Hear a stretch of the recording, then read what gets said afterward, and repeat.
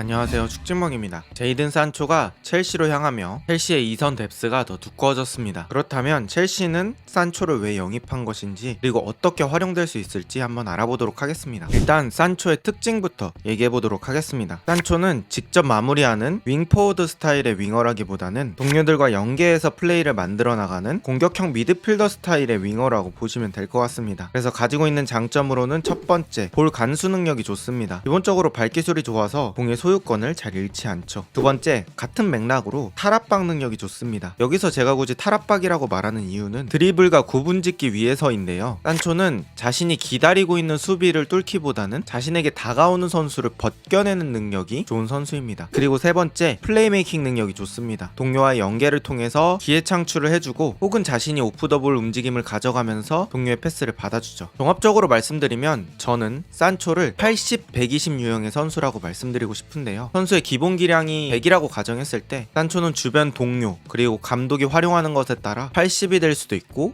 120이 될 수도 있는 선수라는 겁니다. 그럼 첼시에서는 어떻게 쓸지 한번 알아보겠습니다. 일단 첼시는 형식상 4-2-3-1 포메이션을 사용한다고 보면 될 것 같습니다. 그러면서 빌드업 할 때는 많은 변화를 가져가는데요. 기본적으로 마레스카 감독이 좋아하는 건 이렇게 풀백 중에 한 명, 지금은 오른쪽 풀백 귀스토가 되는데요. 안으로 들어오면서 3-2-4-1 형태를 구성합니다. 혹은 바로 지난 크리스탈 팰리스전에서는 수비형 미드필더 카이세도가 오히려 아래쪽으로 내려오면서 4-5-1 형태 정도로 구성을 하고 우풀백 기스토를 되게 높은 위치까지 올려 썼습니다. 자, 그러면 여기서 산초가 어떻게 활용될지를 알아보겠습니다. 일단 산초는 맨유에서는 이런 형태의 지원들을 많이 받았습니다. 산초가 공을 가지고 공간수가 좋으니 상대 수비 2명과 대치하고 있을 때 등 뒤쪽으로 루크쇼가 돌아 뛰어주거나 혹은 가운데 있는 미드필더가 하프 스페이스로 침투하면서 산초에게 여러 선택지를 부여해줬습니다. 또 산초는 이런 것들을 잘 이용하는 선수이기 때문에 산초의 장점을 어느 정도 활용할 수 있었죠. 그런데 지금 첼시의 빌드업 형태에서는 산초가 그런 지원을 받지 못할 수도 있습니다. 일단 왼쪽 풀백 쿠쿠렐라는 백스리 중에 한 명이 되고요. 우풀백 기스토는 가운데 쪽으로 배치되었죠. 그래서 여기서 풀백 한 명을 빼서 산초에게 지원하기는 조금 부담스러운 구조입니다. 만약에 쿠쿠렐라가 이렇게 올라온다고 가정을 했을 때는 뒤쪽에 2명의 센터백만 남는 구조로 변경되기 때문에 아무래도 부담스러운 구조일 수밖에 없죠. 그래서 이 왼쪽 윙어가 엔조나 잭슨이나 파머 같은 다른 선수들이 침투하거나 움직임을 가져갈 때까지 풀백의 지원 없이 혼자서 버텨줘야 되는 상황들이 오는데, 또 그럴 때는 볼 간수가 좋은 산초라는 선수의 장점을 이용할 수도 있습니다. 또 이렇게 산초가 측면 쪽에서 공을 잡고 시간을 버텨준다고 가정을 했을 때는 산초에게 가장 이상적인 구조는 가운데 있는 미드필더가 하프 스페이스로 침투해주는 겁니다. 그럼 산초가 이 미드필더에게 패스할 수도 있고 자신이 직접 안쪽으로 공을 가져올 수도 있죠. 그런 의미에서 제가 산초와 잘 어울릴 것 같다고 생각한 선수는 바로 듀스버리올입니다. 그 이유는 듀스버리올이 아까 보여드린 하프 스페이스 침투하는 움직임을 잘 가져가고요. 왼쪽 윙어와 스위칭하는 장면도 많았습니다. 그것도 지금 첼시 감독인 마레스카 감독 아래서 말이죠. 예를 들면 이런 장면입니다.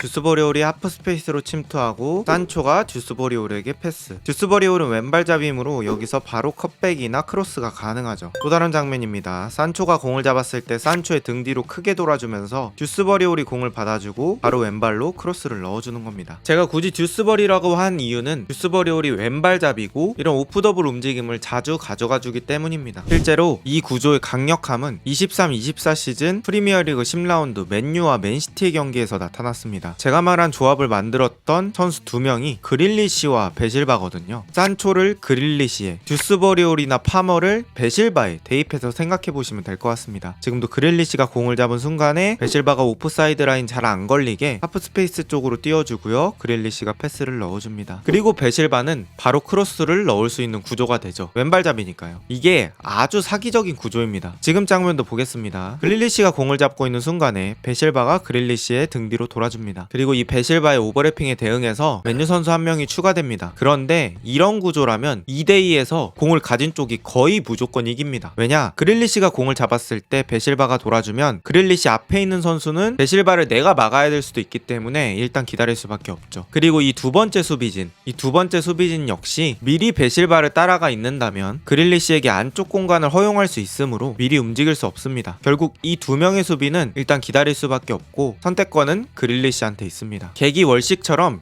이렇게 겹쳐지는 순간이 상대방의 맨투맨의 혼란을 일으키기 때문에 일어나는 현상입니다. 그리고 그릴리시의 패스를 받은 데실바가 툭 하고 가운데 쪽 홀란드에게 패스. 홀란드가 이걸 머리로 집어넣습니다. 저는 마레스카 감독이 이런 플레이를 충분히 할 수 있다고 생각하고 실제로 레스터에서도 이런 장면 꽤나 나왔다고 생각을 하는데요. 지금까지 첼시에서 이런 장면을 찾아보기 힘들었던 이유는 왼쪽 윙어가 무드릭이었기 때문이라고 생각합니다. 무드릭은 산초에 비해 조금 더 직선적이고 속도로 승부를 하는 선수이죠. 그래서 선수의 지원이 오기 전에 미리 치고 나가거나 혹은 그 전까지 공을 쉽게 지키지 못하는 모습들이 있었습니다. 즉 이런 산초의 연계력을 이용한다면 제가 말한 구조들이 자주 나올 수도 있습니다. 또 산초가 해줄 수 있는 역할은 역습시 뽀른반 역할입니다. 잭슨은 왼쪽과 오른쪽 중에서도 왼쪽을 선호하기 때문에 이렇게 잭슨이 가끔씩 역습시에 사이드로 빠질 때가 있죠. 그때 산초가 역습시에 자신이 가진 뽀른반 능력을 이용해서 선수를 끌어당기고 사이드 쪽 잭슨이나 마두에케 이런 선수들한테 공을 뿌려줄 수 있습니다. 제가 아까 산초가 드리블보다는 탈압박에 능한 선수라고 말씀을 드렸는데요. 특히 역습시에 산초는 가운데서부터 앞쪽으로 치고 나가는 역습이 좋습니다. 그래서 이렇게 산초가 가운데인 상황을 한번 가정해 봤습니다. 제가 말씀드린 것처럼 이렇게 산초를 활용해 볼 수는 있는데 중요한 건 이런 구조로 산초에게 지원이 들어갈 수 있느냐입니다. 사실 지금 첼시는 산초를 위주로 전술을 짜기에는 산초보다 잘하는 선수들이 많습니다. 그래서 과연 제가 말하는 구조가 구성이 될 수 있을지도 궁금하고요. 또 산초는 혼자 있을 때 드리블이 치명적인 선수는 아닙니다. 아이솔레이션 상황에서 앞쪽으로 혼자 뚫기보다는 동료의 지원을 기다리기 때문에 그런 면에서는 네투나 펠릭스 같은 자원보다는 아쉬운 파괴력을 보여줄 수도 있겠죠. 첼시에서 새로운 출발을 준비하고 있는 산초.